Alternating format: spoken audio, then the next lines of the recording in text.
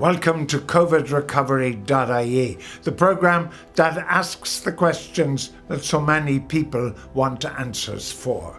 Those elected to lead us and those unelected who think they lead us need to answer questions about this pandemic as it rages through our mental life, our social life, our family life and our business life.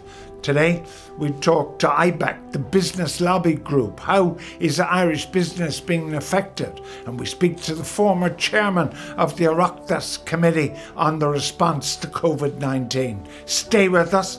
It's interesting, and I hope I keep you informed. My guest is Danny McCoy, Chief Executive of IBAC, the business group. And of course, the key issue facing all of us is, will any of these businesses reopen? How many jobs are gone forever? So, Danny McCoy, welcome to the programme. Hi, George. Good to see you again. Mr. McCoy, just give me an overview as to where you see business as it stands at the end of November. Yeah, so look, George, it's a broad spectrum, the business model in Ireland at this stage. You know, it ranges from the pharma companies, the medtech companies, food, drink, all the way across to, you know, they're kind of B2B businesses, business to business. So they don't see any direct customers. They're not requiring footfall. They're not talking about congregations. And then you hit into retail, hospitality, events, the public houses who need the footfall. And so if you follow that spectrum, the ones over in the pharma, medtech, food, drink, technology, they're having a good 2020. Economic activity is up. And then even if you head into retail, I mean, the narrative is all retail is on its knees. That's not the case. There are 12 categories of retail and some are having record years. Anything got to do with electrical equipment, anything got to do with the house in terms of gardening, homeware, the supermarkets, all having good years. But then there's the suppressed parts of retail, the hospitality end, the restaurants, the pubs, and the events. So if you stood back from it, most businesses are functioning and are functioning at a reasonably high level, but those who are suppressed, it's existential. So you might say it's kind of 85-15% kind of story.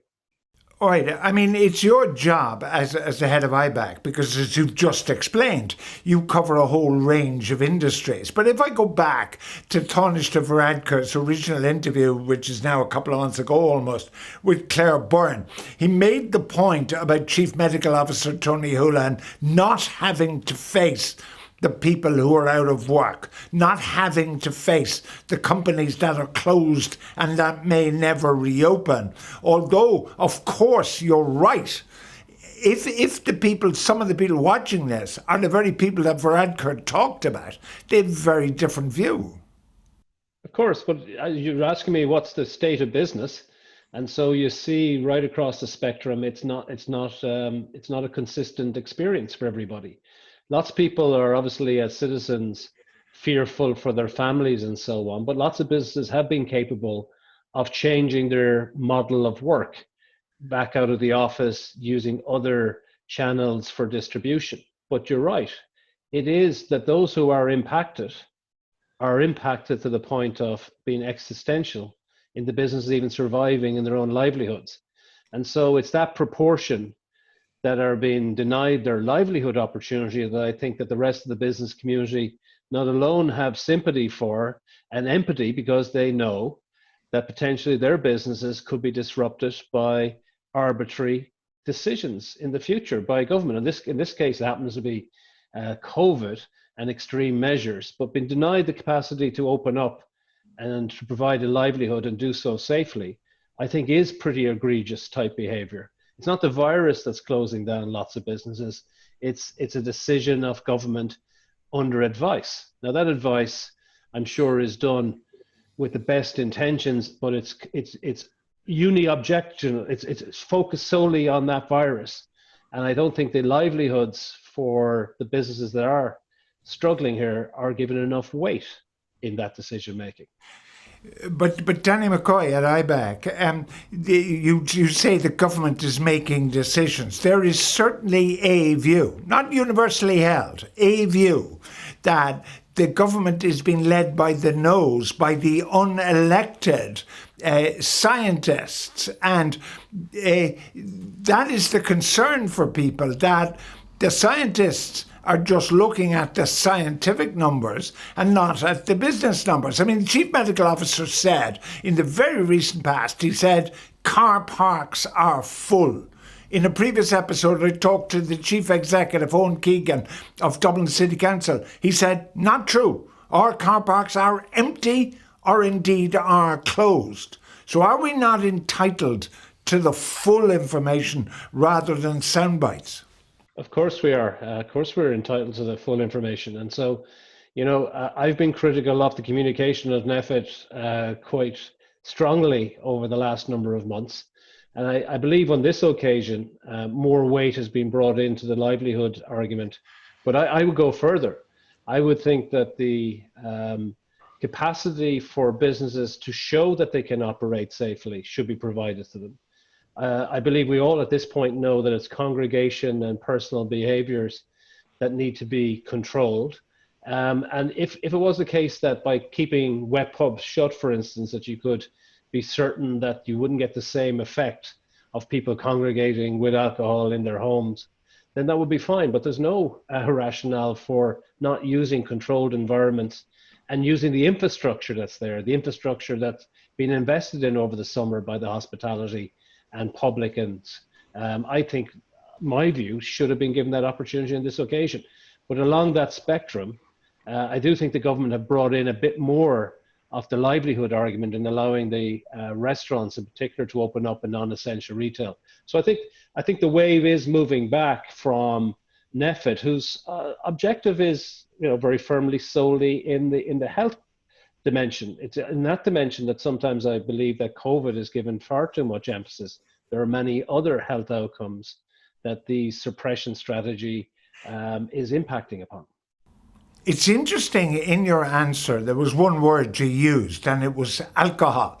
Now, Mark Paul, a columnist with the Irish Times in the last week, wrote a very interesting article where he propounded, I'm not actually looking for an opinion here from you necessarily, but he propounded the fact that these medics are concerned about alcohol and COVID, and that they're making a connection between somebody having a pint of stout and transmitting COVID, and that they're actually anti-alcohol. Well, look, I don't know what drives people's motivation, but clearly there's a role for worrying about people becoming disinhibited if they have too much alcohol. But that's not an issue for changing where they may consume it. And so my view on the pubs in particular is you're suppressing people's livelihoods, and you'd want to be certain that the benefits that believe you're going to get from doing that, which would be to have everybody sober, if you put it at that level, and non-congregating. If you believe that's not going to occur elsewhere, then it's naive. And so you're actually suppressing people's livelihoods. There might be a much better controlled environment. And so it's not alcohol itself is the issue here. It's personal behavior and congregation. And so, I don't know the motivations of an anti-alcohol viewpoint. I think it's reasonable to assume that medics have a fairly strong view on the use of alcohol in our society, but it shouldn't be conflated with trying to bring about the solution, the collective solution here to deal with COVID. I think that's overstretching the point. Now, what is reasonable to suggest is that in the last 9 months, we have seen a whole new group of celebrities, the professors, and there cannot be a radio or television program now without having a professor of epidemiology or immunology or whatever on the program. This weekend on RT Radio News, Professor Tomás Ryan, who's a professor of immunology, criticised lobby groups, and in particular the hospitality lobby group, for preventing, if you like, action on COVID. And one got the sense that he was saying, look, if we didn't have any lobby groups, if we shut everything down, COVID would go away. Now, you're a lobby group. Surely it is the right of every lobby group, indeed every citizen, to disagree with the established view. Isn't that democracy? It is democracy, and I think as you said, the experts bring their opinions on the dimensions on which they have an expertise. When they stretch over into, as you say, suppression of people's livelihoods and roles in society, then they're going too far. Equally, the argument might be put forward from the medics to say that having opinions on their domain is going too far. And if that is the case, that's fine. But then stick to your domain. Stick to, it's perfectly legitimate for lobbying groups, be they for business or for trade unions or for farming, to express on behalf of their members what concerns they have. And in this particular one, it's not the virus that's closing down these businesses, it's decisions by government. And so it's perfectly legitimate for lobbying groups, be they business like IBEC across a broad range or specific hospitality or vintners or restaurants associations, to make their points. However, I would have some sympathy with Professor Ryan's point, which is, what's the strategy here? Because the strategy of suppression and release is something that has just morphed from the flattening the curve part back in March, May, April. And the range of can goes from mitigation and how to live with COVID and not close down so much, to what I think Tomas Ryan pushes forward, which is this elimination strategy. I think everybody wants to come to the same point, that you get to a point where COVID is suppressed, but that we can actually have a fully operating economy and society doing so safely. But right now, that strategy, be it the mitigation or elimination, has been itself suppressed by the government's decision, along with NPHET, to go for this suppressed release. And unfortunately, that means that we're going to have probably a rolling series of restrictions right into 2021, because the vaccine is coming. That's good news. But the question is, will it come early or will it come over 6 months? And if it is over 6 months, then there's a lot of waves in there for suppression release, which I think would be devastating for the businesses we've been talking about. Danny McCoy, Chief Executive of IBEC. We first met, I think, in an interview when you were at the ESRI. So my final question really is almost going back to your ESRI days rather than your IBEC days. What about the economy of Ireland, the enormous borrowings, the city of Dublin, a ghost town, all these kind of things? Can you see a recovery in the reasonable short term, or are we looking at years of tax increases, low economic movement, and so on?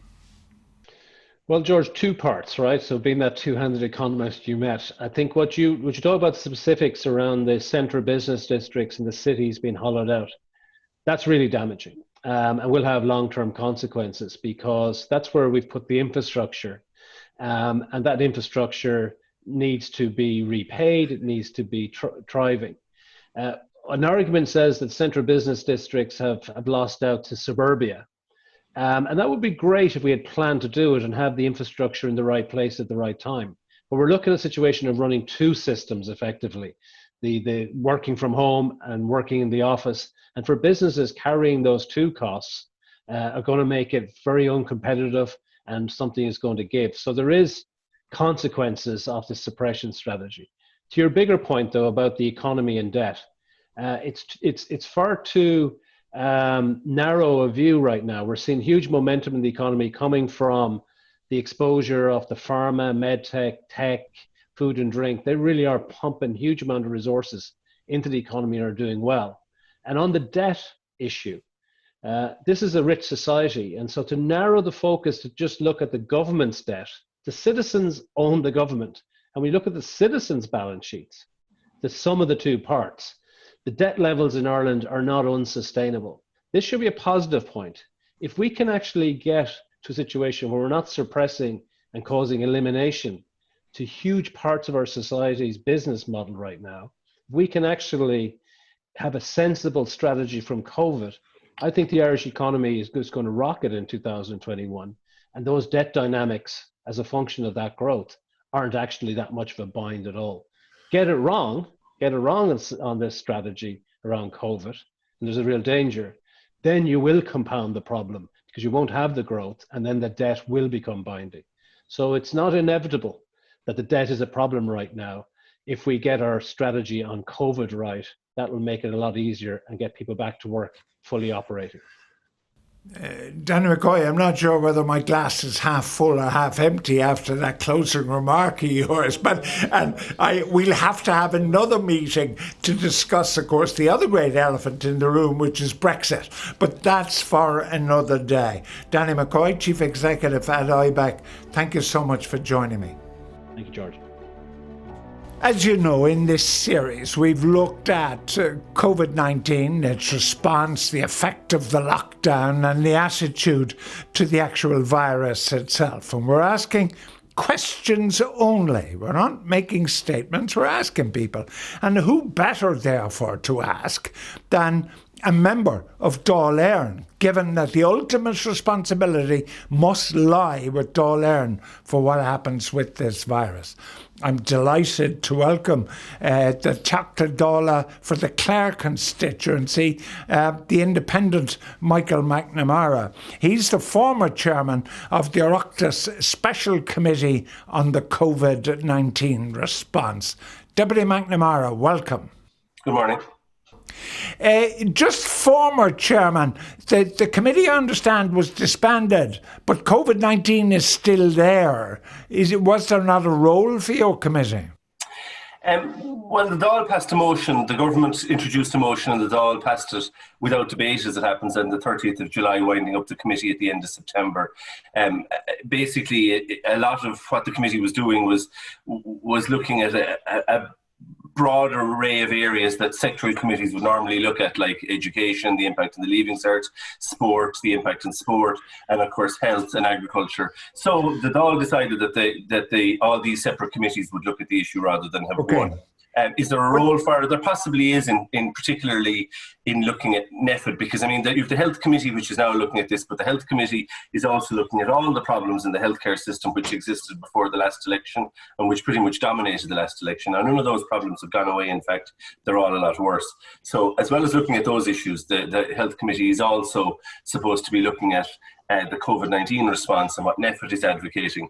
That's a lot of work for one committee.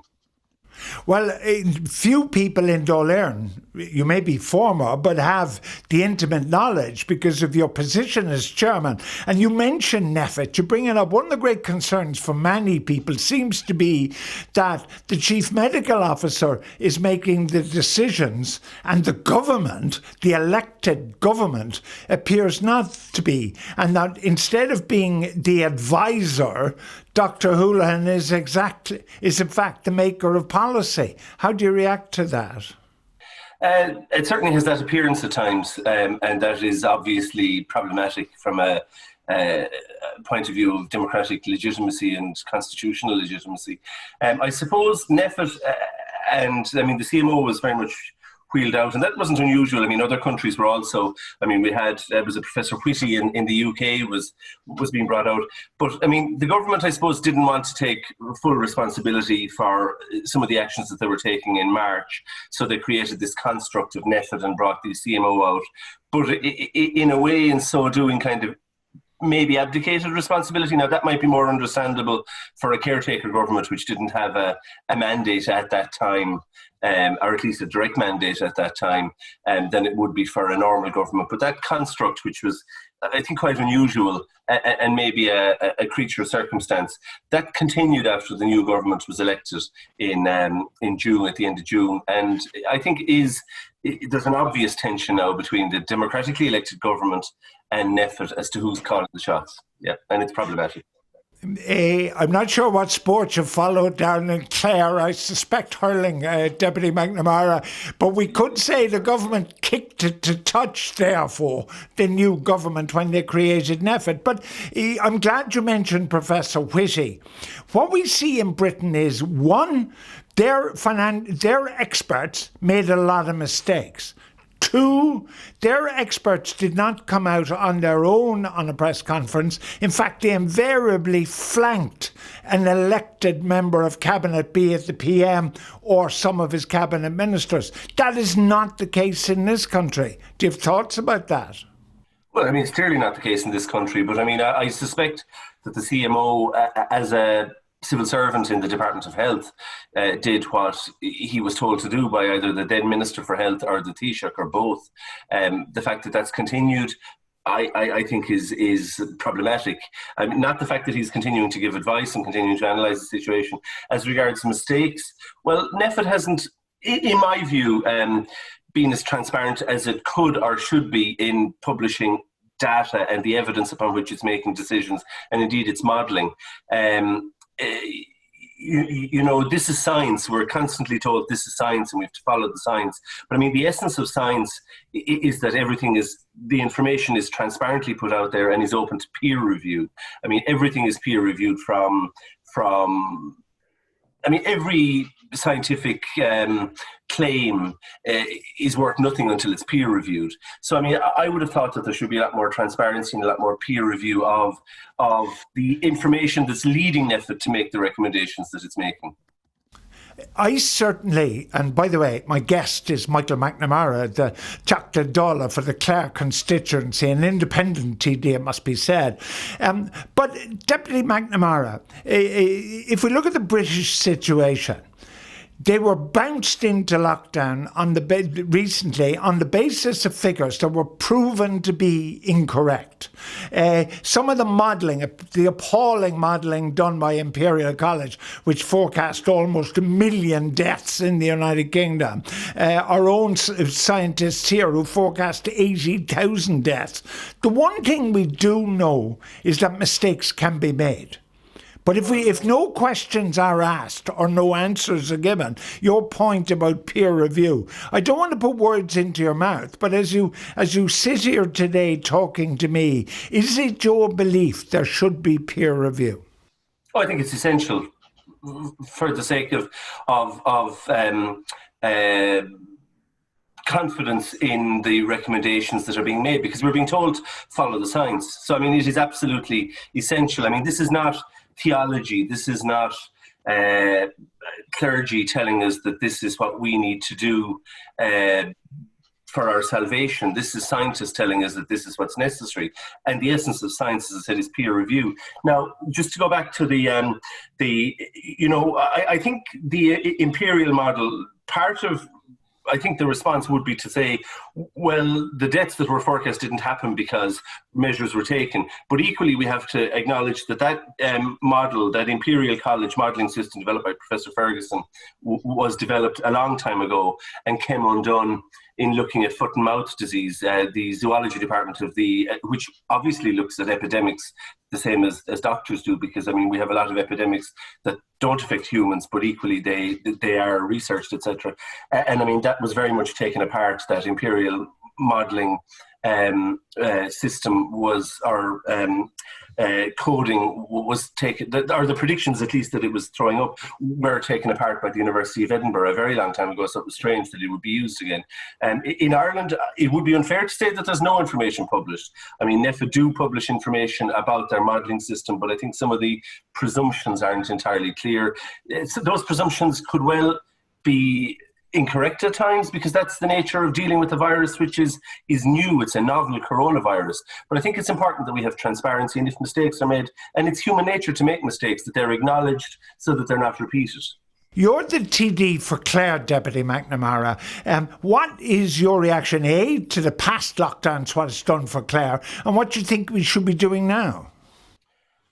Well, the Central Bank released a report that was co-authored by a member of the Central Bank that pointed out that the western seaboard, basically from Donegal right down to Cork, including, of course, Clare, which is pretty much in the middle of that, suffered most from the first lockdown, the economic measures that were introduced. The reasons for that are pretty obvious. Clare has an economy that's very dependent on tourism, like the entire Western Seaboard. Aviation is hugely important to Clare, not just in terms of bringing in people to bring in tourists, bring in businessmen and women for attached to foreign direct investment, but also there's an aviation sector in and of itself based in the Midwest. So all of that has been very detrimentally affected. I think, it seems to me that we look at measures and we start to say, oh my God, well, they're doing this in Ile-de-France, the area that surrounds France, or they're doing this in Greater London. But I mean, obviously a pandemic, which is a respiratory virus, is going to require more stringent measures in some place like Greater London, where you've 2 million people meeting each other every day on the London Underground, than it is in Dublin, and then it is in Clare. So I mean, I've always thought that a regionalised response was necessary if we're to have a proportionate response. And that remains my view, that what is necessary and proportionate in London may not be necessary in Dublin, and certainly may not be necessary in Clare. And we need to not to sort of, I mean, we have to do what is necessary. Now, I'm not convinced that the way to we want people to modify their behaviour. We want people to be careful. This is a real virus. This is a real threat to them. But the way to do that is not to remove all their personal autonomy, to start to fine them for having dinner with their parents, or which fines have been introduced recently. I think the way to do that is to encourage people to tell them what the risks are, because nobody wants to get it. So I mean, I'm not a believer in seeking to tackle this through the use of law, because I don't think in any area of public health, I think the law is a very blunt instrument that generally it's accepted in other areas of health doesn't work as the way to achieve change or bring about results. So I'm afraid I don't believe in lockdowns per se. But Deputy McNamara, you were elected at the last general election. You now are a legislator. Whether you're on the government benches or the opposition benches doesn't actually matter. You are part of the Oireachtas. Do you feel that the Oireachtas has actually been hampered in its decision making by the fact that there is an unelected group who are calling the shots?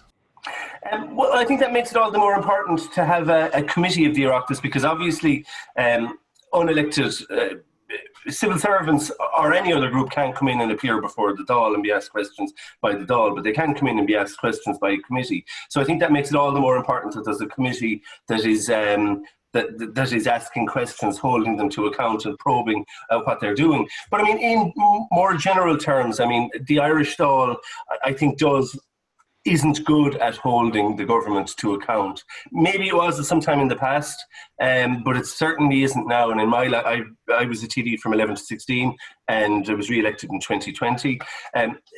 Certainly during my time in the Oireachtas, it has not been good at holding governments to account. If you contrast that with the British Parliament, for example. But I suppose in Britain, the Parliament is sovereign, and I think there's a very keen awareness of the importance of Parliament. And I think Prime Ministers don't go in to Parliament taking it for granted in the way that Taoiseach do go into the Dáil taking it for granted. And I suppose, I think individual parliamentarians, whether they're members of the same party as the Prime Minister in the UK or members of an opposition party, are probably feel more comfortable with asking probing questions and holding the government to account. That simply doesn't happen in the Irish political system very often. Deputy McNamara, it's a bit of a cliched question to say, of course, hindsight has 20/20 vision. But for you now, in Clare, the Western Seaboard, you've talked about so graphically the damage. If you look back to St. Patrick's Day now, with that benefit of hindsight, do you think we could have done it better? Maybe in or about St. Patrick's Day, possibly not, but certainly by the summer when it does appear, I'm not a scientist, I don't want to portray myself as a scientist, I didn't study science, I studied law in college, I have no expertise in science, but it seems that there's a degree of seasonality about this virus if you look at what's happening now right across Europe. What happened in March may have been inevitable, or at least I don't think a legal lockdown was required on the 7th of April when the laws were first brought in to force people to stay at home, because people had changed their behaviour. People were doing what was expected of them. And I think that's the best place to be, where you have people who are voluntarily changing their behaviour to do what's required, rather than being forced to do something against their will, because then when you're no longer in a position to force them, then they'll stop doing it. But as we got into the summer, I'm not convinced that anything was achieved by closing down the hospitality sector, closing down pubs, restaurants, closing down effectively hotels. Now, hotels were open, but we had no foreign tourists coming in. And I'm not convinced that closing down our aviation sector was necessary or really had any huge impact in Ireland over other countries at the time. And it was clear that other countries were taking a different path. We chose our own path of extreme caution. But, there's been a study recently at the University of Bristol, which is quite interesting, and that's of the effect on mortality levels and average life expectancy in recessions, because average life expectancy in a boom increases in the general population. It doesn't increase during recessions. So, I mean, they've produced, again, it's economists and statisticians, but so too is the modelling that NEFA do is about statistics, showing that destroying the economy will have an impact on life expectancy and on the length of time that people live, just as not dealing with COVID-19 properly will have an effect on average life expectancy and mortality. But it's not a choice between one or the other. I mean, it's both have to be weighed in the balance. And I don't think that from a health perspective, that the ill effects of shutting down the economy, that they are being sufficiently taken into account. And that's not to even mention mental health, of which we have alarmingly little data on the mental health impacts of the first lockdown, or indeed other areas of the health service which haven't been performing, but haven't performed for decades now. Deputy Michael McNamara, Dr. Dála for Clare, also the former chairman of the Dáil, the Oireachtas Special Committee on COVID-19 Response. Thank you so much for joining me on what was certainly pretty illuminating for me. Thanks very much.